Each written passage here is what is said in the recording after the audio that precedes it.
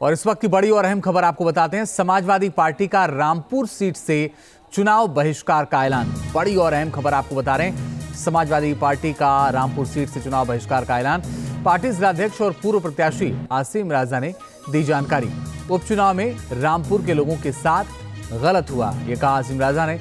रामपुर के हालत ठीक नहीं है, ये कहा आसिम राजा ने। चुनाव में भाग लेने का सवाल ही नहीं बनता है।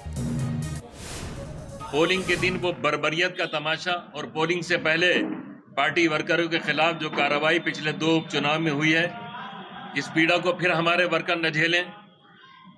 हमने इस माहौल को बेहतर करने के लिए राष्ट्रीय अध्यक्ष जी से गुजारिश की थी कि वो यहाँ आए, लेकिन अभी तक उसमें कामयाबी नहीं मिली है। लेकिन इन हालात में हम चुनाव में जाना उचित नहीं समझते हैं, उसका बायकॉट कर रहे हैं, इसलिए कि हम रामपुर के मुअज़्ज़ज़ शहरियों की पगड़ियां नहीं उछालवाना चाहते, यहाँ की खवातीन को धक्के और गालियां नहीं खिलवाना चाहते। बड़ी और अहम खबर आपको बता रहे हैं। समाजवादी पार्टी का रामपुर सीट से चुनाव बहिष्कार का ऐलान। पार्टी जिलाध्यक्ष और पूर्व प्रत्याशी आसिम राजा ने दी जानकारी। उपचुनाव में रामपुर के लोगों के साथ गलत हुआ, ये कहा आसिम राजा ने। रामपुर के हालत ठीक नहीं है, ये कहा आसिम राजा ने। चुनाव में भाग लेने का सवाल ही नहीं बनता है।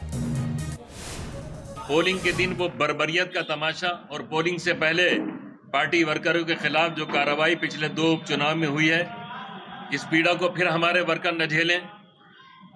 हमने इस माहौल को बेहतर करने के लिए राष्ट्रीय अध्यक्ष जी से गुजारिश की थी कि वो यहाँ आए, लेकिन अभी तक उसमें कामयाबी नहीं मिली है। लेकिन इन हालात में हम चुनाव में जाना उचित नहीं समझते हैं, उसका बायकॉट कर रहे हैं, इसलिए कि हम रामपुर के मुअज़्ज़ज़ शहरियों की पगड़ियां नहीं उछालवाना चाहते, यहाँ की खवातीन को धक्के और गालियां नहीं खिलवाना चाहते।